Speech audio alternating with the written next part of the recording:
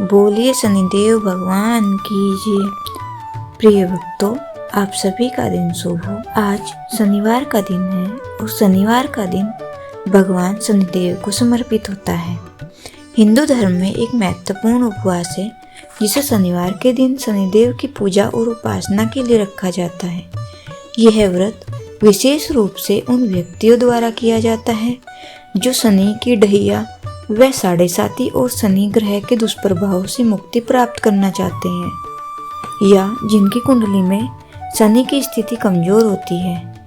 इस उपवास का उद्देश्य शनिदेव की कृपा प्राप्त करना और जीवन में सुख समृद्धि लाना है। आइए सुनते हैं शनिवार व्रत की कथा। एक समय की बात है, एक ब्राह्मण राजा के महल के मुख्य द्वार पर बुरी आत्माओं से बचाव का काम करता था। एक दिन उसने एक अजीब सी आवाज सुनी तो वह डर गया। कई दिनों तक उसे वह आवाज सुनाई देती रही। उसने कभी भी उस रहस्यमयी आवाज के बारे में अपनी पत्नी को नहीं बताया और उसका स्वास्थ्य दिन प्रतिदिन खराब होता गया। वह कमजोर होता गया।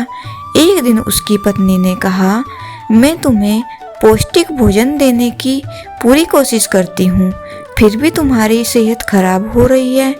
तुम्हें क्या हुआ है? कुछ समय तक तो वह चुप रहा। फिर उसकी पत्नी ने उसे बहुत समझाया कि उसे अपने मन की बात बता देनी चाहिए ताकि जो तनाव इतने दिनों से उसे मिल रहा है उससे छुटकारा पाया जा सके, कोई उपाय सोचा जा सके। ब्राह्मण ने कहा, मुझे हर शनिवार एक अजीब सी आवाज सुनाई देती है और वह आवाज कहती है कि वह हमारे राजा को कष्ट देना चाहती है और उस कष्ट की अवधि 7 साल, 2.5 साल, 2.5 महीने, 2.5 दिन या कम से कम 2.5 पहर यानी 7 घंटे होगी। अब राजा कोई भी अवधि चुन सकता है, लेकिन कष्ट तो होना अनिवार्य ही लिखा है। ब्राह्मण की पत्नी यह सुनकर मुस्कुराई और बोली, आपने मुझे यह बात पहले क्यों नहीं बताई? राजा को तो बताना चाहिए, चाहे हमें इसके लिए कुछ भी क्यों ना करना पड़े। आप 2.5 पहर का कष्ट सह लीजिए। आत्मा अगले दिन फिर महल में आई और वही संदेश दोहराया। अब की बार ब्राह्मण ने कहा, मैं राजा का कष्ट अपने ऊपर लेने को तैयार हूँ। आप 2.5 पहर तक मेरे ऊपर रह सकती हैं। आत्मा ब्राह्मण के इस प्रस्ताव से प्रसन्न हुई। फिर ब्राह्मण नदी के किनारे गए। वे ध्यान में समय बिताना चाहते थे। उन्होंने पानी की सतह पर 2 आम के फल तैरते हुए देखे। उन्होंने उन्हें ऊपर से पकड़ा और अपनी जांघ के नीचे रख लिया। राजा के राजकुमार पिछले 2 दिनों से शिकार पर गए हुए थे। वे अब तक वापस नहीं लौटे थे। इस कारण राजा बहुत बेचैन व्याकुल थे। उन्होंने राजकुमारों को खोजने के लिए अपने दूतों को अलग अलग दिशाओं में भेजा।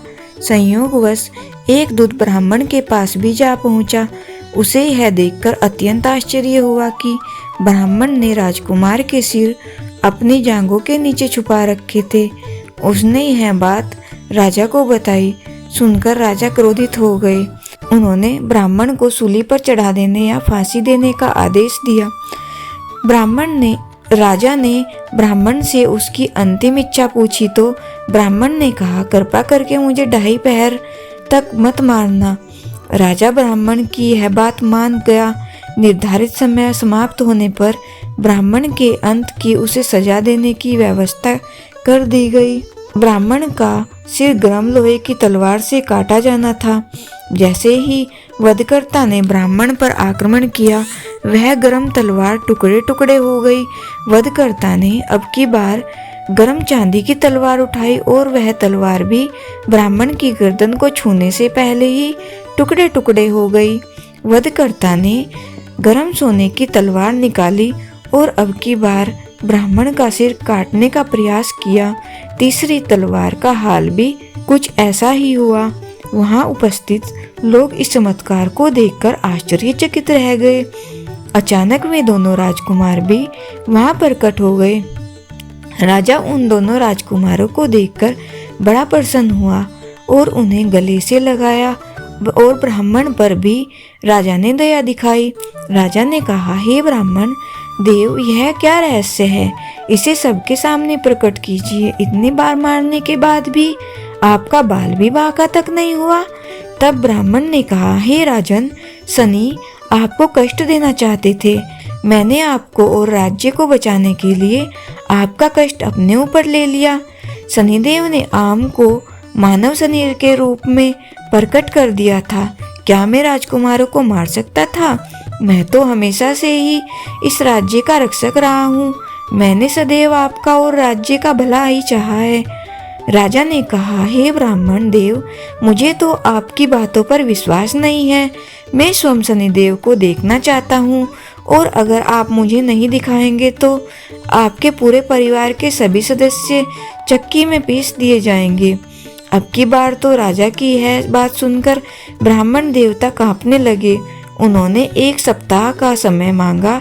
इसके बाद वह अपने घर गए और उनकी पत्नी ने, जो बहुत चतुर और बहुत बुद्धिमान थी, ब्राह्मण देवता को देखकर कहा, क्या बात है, आप पीले और भयभीत लग रहे हो, क्यों डरे हुए हैं?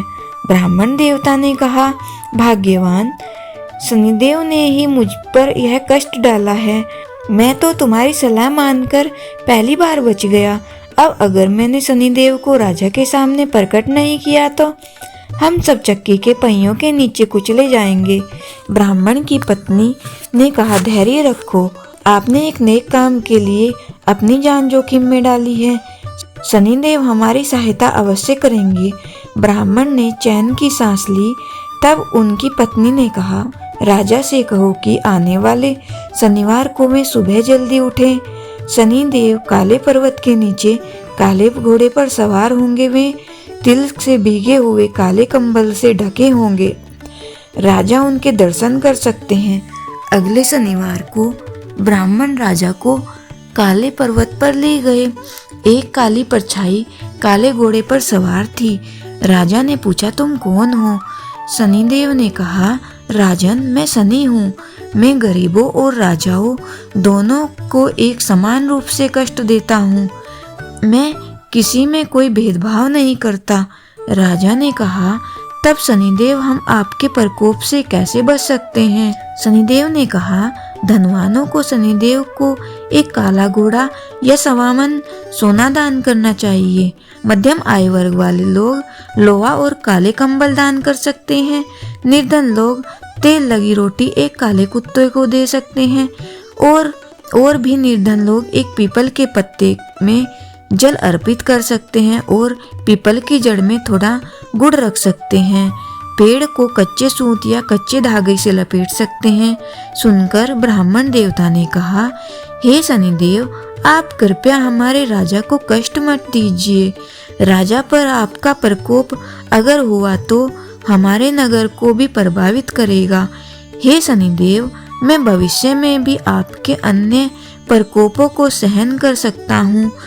शनिदेव अचानक अपने काले घोड़े के साथ गायब हो गए और उधर राजा अपने महल में वापस लौट आया। अब वह ब्राह्मण से बहुत प्रसन्न था, क्योंकि उसने साक्षात सब कुछ अपनी आंखों से देखा था। जब ब्राह्मण ने सारी घटना अपनी पत्नी को बताई तो सुनकर वह भी बहुत प्रसन्न हुई, और इस प्रकार से राजा भी शनिवार के नियमों का पालन करने लगा। अब तो उसने पूरे राज्य में घोषणा करा दी कि हर कोई अपनी सामर्थ्य, अपनी श्रद्धा के अनुसार शनिदेव का पूजन किया करे, ताकि शनिदेव के प्रकोप से बचा जा सके। आइए अब आपको शनिदेव की दूसरी कथा भी सुनाते हैं। एक बार की बात है कि सभी नवग्रह में, जिनमें सूर्य, चंद्र, मंगल, बुध, बृहस्पति, शुक्र, शनि, राहु और केतु में विवाद छिड़ गया कि इन सब में कौन बड़ा है। सभी आपस में विवाद करने लगे, लेकिन कोई निर्णय ना निकालने पर देवराज इंद्र के पास में निर्णय कराने पहुंचे। सभी ग्रह को अपने सामने उपस्थित देखकर इंद्रदेव घबरा गए। फिर उन्होंने निर्णय करने में अपनी असमर्थता जताई, परंतु उन्होंने यह भी कहा, इस समय पृथ्वी पर राजा विक्रमादित्य का राज है, जो कि अति न्यायप्रिय है। वे ही इसका निर्णय कर सकते हैं। तब सभी ग्रह एक साथ राजा विक्रमादित्य के पास पहुँचे और अपना विवाद बताया। साथ ही निर्णय करने के लिए भी कहा। राजा विक्रमादित्य इस समस्या से चिंतित थे, क्योंकि वे जानते थे कि जिस किसी को छोटा बताया वही क्रोधित हो उठेगा। तब राजा को एक उपाय सूझा। उन्होंने स्वर्ण, रजत, कांस्य, पीतल, सीसा, रांगा, जस्ता, अभ्रक और लोहे से 9 सिंहासन बनाए और उन्हें इसी क्रम में रख दिया। फिर उन सब से निवेदन किया कि आप सभी अपने अपने सिंहासन पर स्नान ग्रहण करें। जो भी अंतिम सिंहासन पर बैठेगा वही सबसे छोटा होगा। इसके अनुसार लौह सिंहासन सबसे बाद में होने के कारण शनिदेव सबसे बाद में बैठे तो वही सबसे छोटे कहलाए। अब शनिदेव को लगा कि राजा ने ऐसा जानबूझकर किया है, तो वह क्रोध में आकर राजा विक्रमादित्य से बोले। इस फैसले से शनिदेव नाराज होकर बोले, हे राजन, तुमने मुझे सबसे पीछे बिठाकर मेरा अपमान किया है। तुम मेरी शक्तियों से परिचित नहीं हो। सूर्य एक राशि में 1 महीने, चंद्रमा 2 महीने 2 दिन, मंगल 1.5 महीने, बुध और शुक्र 1 महीने, बृहस्पति 13 महीने रहते हैं। लेकिन मैं किसी भी राशि पर 2.5 वर्ष से लेकर 7.5 वर्ष तक रहता हूँ। बड़े बड़े देवताओं को मैंने अपने प्रकोप से पीड़ित किया है। अब तू भी मेरे प्रकोप से सावधान रहना। इस पर राजा विक्रमादित्य ने कहा, जो कुछ भाग्य में होगा देखा जाएगा।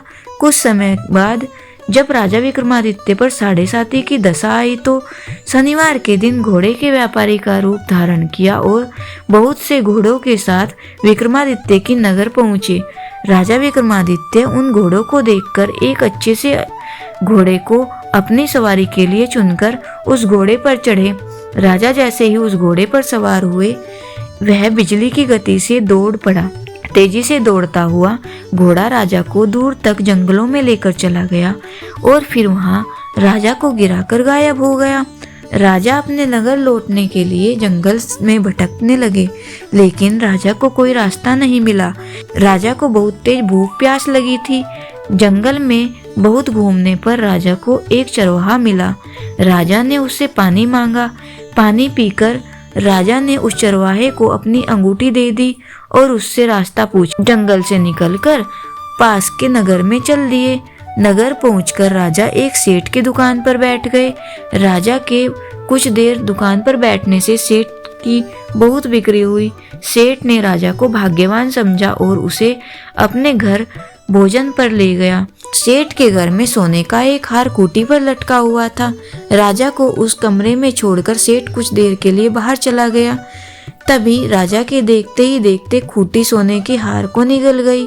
सेठ ने जब हार गायब देखा तो उसने चोरी का संदेह राजा पर किया और अपने नौकरों से कहा कि इस परदेसी को रस्सियों से बांधकर नगर के राजा के पास ले चलो। राजा ने विक्रमादित्य से हार के बारे में पूछा तो उन्होंने बताया कि खूंटी ने हार को निगल लिया। इस पर राजा क्रोधित हुए और उन्होंने चोरी करने के अपराध में विक्रमादित्य के हाथ पांव काटने का आदेश दिया। सैनिकों ने राजा विक्रमादित्य के हाथ पांव काटकर उन्हें सड़क पर छोड़ दिया। कुछ दिन बाद एक तेली उन्हें उठाकर अपने घर ले गया और उसे कोलू पर बिठा दिया। राजा आवाज देकर बैलों को हाँकता रहता।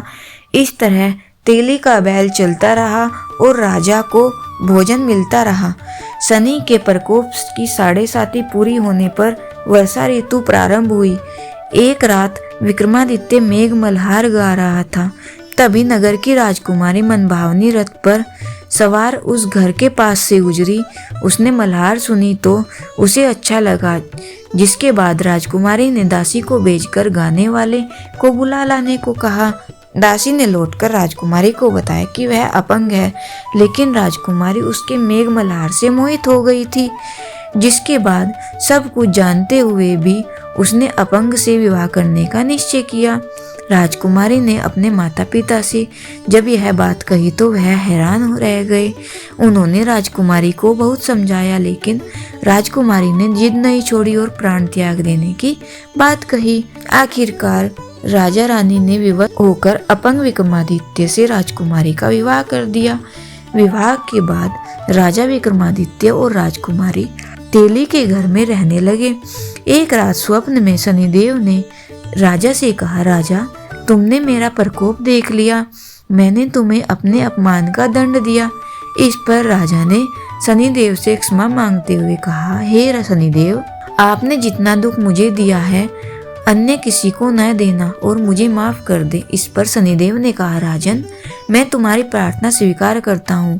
जो कोई स्त्री पुरुष मेरी पूजा करेगा, कथा सुनेगा, जो नित्य ही मेरा ध्यान करेगा, चींटियों को आटा खिलाएगा, वह सभी प्रकार के कष्टों से मुक्त होगा और सब मनोकामनाएं पूर्ण होंगी।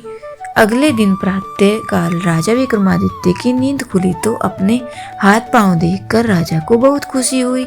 उन्होंने मन ही मन शनिदेव को प्रणाम किया। राजकुमारी भी राजा के हाथ पांव सलामत देखकर आश्चर्य में डूब गई। तब राजा विक्रमादित्य ने अपना परिचय देते शनिदेव के प्रकोप की सारी कहानी सुनाई। इधर जब सेठ को इस बारे में पता चला तो वह दौड़ता हुआ आया और राजा विक्रमादित्य के चरणों में गिरकर क्षमा मांगने लगा। राजा विक्रमादित्य ने उसे क्षमा कर दिया क्योंकि वह जानते थे कि यह सब तो शनिदेव के प्रकोप के कारण हुआ था। सेठ राजा विक्रमादित्य को पुनः अपने घर ले गया और उसे भोजन कराया। भोजन करते समय वहां सबके सामने उसी खूंटी ने हार उगल दिया। सेठ ने अपनी बेटी का विवाह राजा के साथ कर दिया और बहुत से स्वर्ण आभूषण धन आदि देकर राजा को विदा किया। राजा विक्रमादित्य राजकुमारी मनभावनी और सेठ की बेटी के साथ अपने नगर वापस पहुंचे और नगरवासियों ने हर्ष के साथ उनका स्वागत किया। अगले दिन राजा विक्रमादित्य ने पूरे राज्य में घोषणा कराई कि शनिदेव सब ग्रहों में सर्वश्रेष्ठ हैं। प्रत्येक स्त्री पुरुष शनिवार को उनका व्रत करें और व्रत कथा अवश्य सुने। प्रिय भक्तों, जिन्होंने भी श्रद्धा से इस कथा को सुना उन्होंने न केवल शनिदेव की कृपा प्राप्त की बल्कि अपने पापों का भी अक्षय किया। कथा श्रवण का यही संदेश है, जो जैसा कर्म करेगा वैसा फल पाएगा। पर शनिदेव यदि कृपा कर दें तो दुर्भाग्य भी सौभाग्य बन जाएगा। अब आइए हम सब मिलकर शनिदेव से प्रार्थना करें, हे कर्मों के न्यायाधीश शनिदेव, हमारे अच्छे बुरे सभी कर्मों को क्षमा कर हमें सही राह दिखाइए। हमारे जीवन से संकट, दरिद्रता, रोग और शत्रुता को दूर कर धैर्य, विवेक, संयम और सफलता प्रदान कीजिए। शनिदेव की कथा सुनने मात्र से मनुष्य को चंद्र दोष, राहु केतु की बाधाएं और समस्त शनि पीड़ा से मुक्ति मिलती है। इस कथा को सुनते हैं शनिदेव उनके जीवन की नैया पार लगा देते हैं। ओम सन शनिश्चराय नमः का जाप करते हुए कथा को यहीं पूर्ण करते हैं। पर शनिदेव की यह भक्ति अनवरत चलती रहे। जय जय श्री शनिदेवाय नमः। जय जय श्री शनिदेव भक्तन हितकारी, सूर्य पुत्र प्रभु छाया महतारी। जय जय श्री शनिदेव भक्तन हितकारी, श्याम अंग वक्र दृष्टि चतुर्भुजाधारी, नीलांबर धार नाथ गज की अस्वारी। जय जय श्री शनिदेव भक्तन हितकारी, क्रीट मुकुट शीस राजित दीपत है लीलारी, मुक्तन की माला गले शोभित बलिहारी। जय जय श्री शनिदेव भक्तन हितकारी, मोदक मिष्टान पान चढ़त है सुपारी, लोहा तिल तेल उड़द महिषी अति प्यारी। जय जय श्री शनिदेव भक्तन हितकारी, देव धनुज ऋषि मुनि सुमिरत नर नारी, विश्वनाथ धरत ध्यान शरण है तुम्हारी। जय जय श्री शनिदेव भक्तन हितकारी। बोलिए शनिदेव भगवान की जय।